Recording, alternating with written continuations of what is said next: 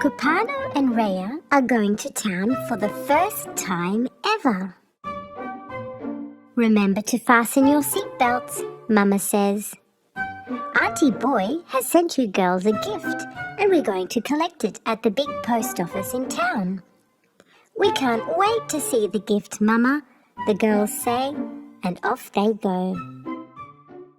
The Nelson Mandela Bridge leads us into town, Mama says. Nelson Mandela Bridge, Cupano says. Look, Rhea says to Cupano, so many tall buildings. Do you think our gift is tall too, Rhea? Cupano asks. Look, Cupano says to Rhea, so many fruits and vegetables. Do you think our gift tastes yummy? Rhea asks Cupano. Look, Rhea says to Cupano, traditional clothes. Do you think Auntie Boy brought us traditional clothes? Cupano asks. Wow, it's like one big party, Cupano and Rhea say. Maybe your gift sings a loud song, Mama says, smiling. We love loud songs, the girls say. We are here, Mama says. Do you think it's tall like the buildings we saw? Rhea asks. No, Cupano says. Rhea takes the box and smells it. Do you think it tastes yummy like the fruit and veg we saw?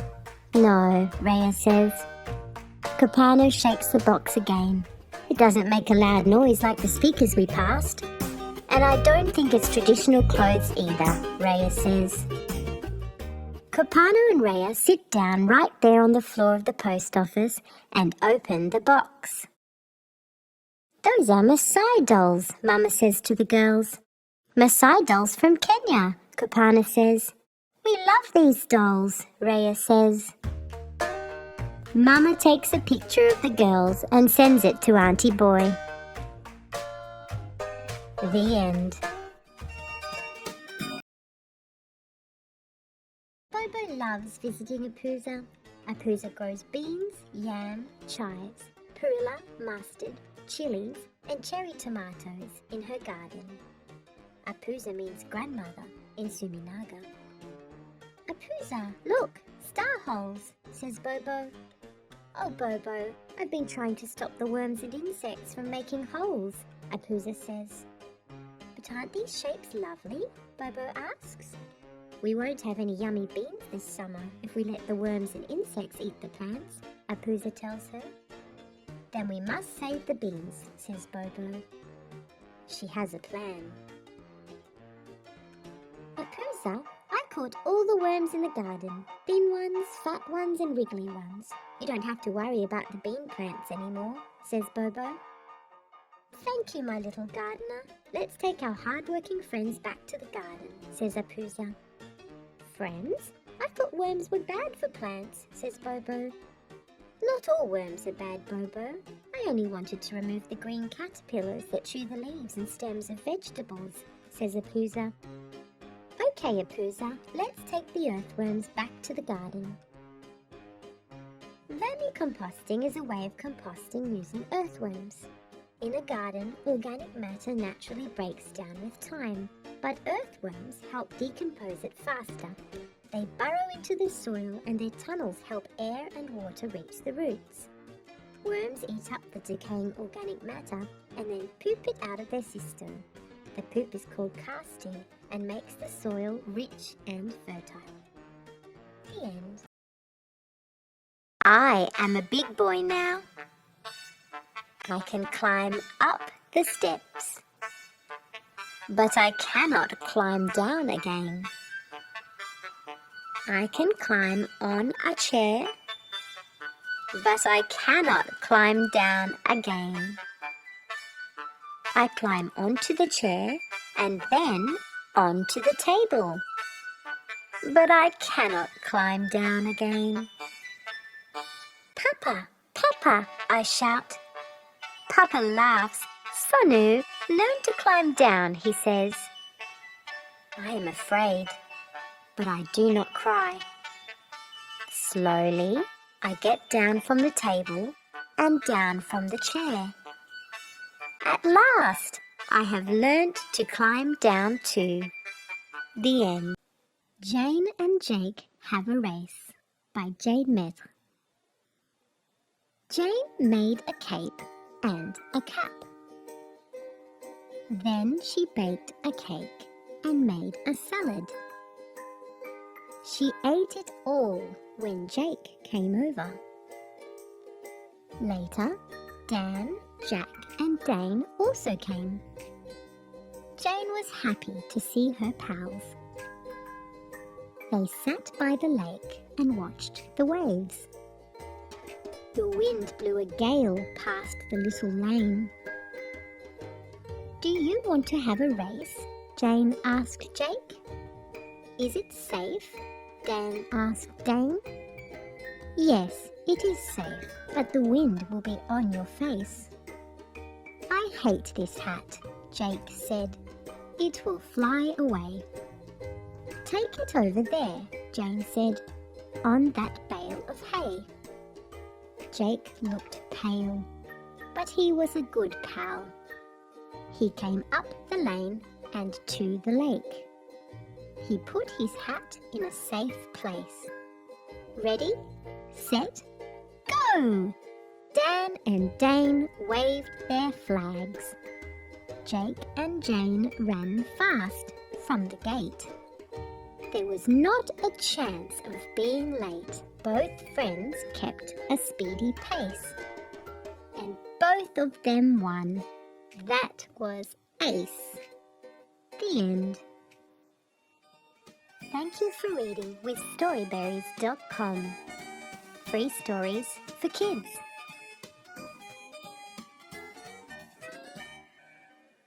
Marley's Friend by Rujeko Moyo at Book Dash. Marley enjoys playing by himself. He likes to be a pilot, swooshing around the house with his paper plane. Swoosh, swoosh, swoosh. Then a taxi driver, hooting around the yard with his wire car. Beep, beep, beep. Marley never goes out to play with others. Gogo says, "Marley, go out and play Ibhola with the others." But Marley does not enjoy himself. Gogo says, "Marley, look, the children are playing Ibhafi. Go out and play." Marley tries again, but he does not enjoy himself. Gogo tries one more time. "Marley, go out and play Mafonsolana with the others." Once again, Marley tries.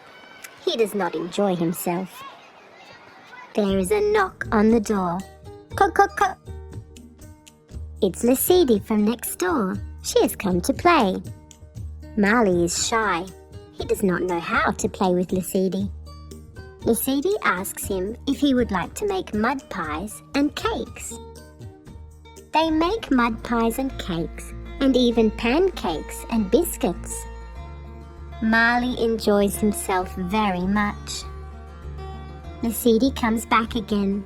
She shows Marley how to play Ingedo. Marley has trouble throwing, moving and catching the stones, but he gets better at the game. Marley enjoys himself very much. Marley then shows Lasidi how to make a paper plane. They go all around the house swooshing their planes. Oh, they laugh a lot.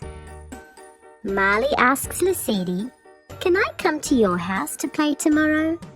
"Of course you can," she laughs. The next morning, after gobbling down his porridge, Marley takes out his wire car. "Where are you going, Marley?" asks Gogo. "I'm going out to play with Lasidi," he laughs. The end. It was a beautiful warm summer's day. The sun was shining and there were gentle breezes blowing through the air. Two goldfish named Tatters and Fred were playing their favourite game of tag in the creek where they lived. Tatters and Fred were best friends. Through unfortunate circumstances, they had ended up living in a quiet pool of water in a creek, edged by large rocks and scattered branches, where they felt safe. The goldfish looked just alike, except for a small slit in Tatters' tail. Tatters and Fred were enjoying their game of tag when they heard a loud buzzing. They looked up to see someone sitting on a flower by the side of the creek. They swam closer to ask, "Who are you?" "Why, I am a bumblebee," their new friend buzzed, "and I like flowers." "How very nice," the goldfish replied, then went on their merry way to continue with their game. Later in the morning, they noticed someone sprawled on a log. "Well, hello," said Tatters and Fred. "We're playing a game of tag. Would you like to join us?" "No, thanks," drawled the turtle. "When the sun is out, I like to rest and enjoy the warmth on my back." "Okay," said Tatters and Fred. "Have a nice day." It was early afternoon when Tatters and Fred heard joyful singing. They glanced skyward to see someone perched in a tree beside the creek. They said hello, and the songbird chirped. "Good afternoon.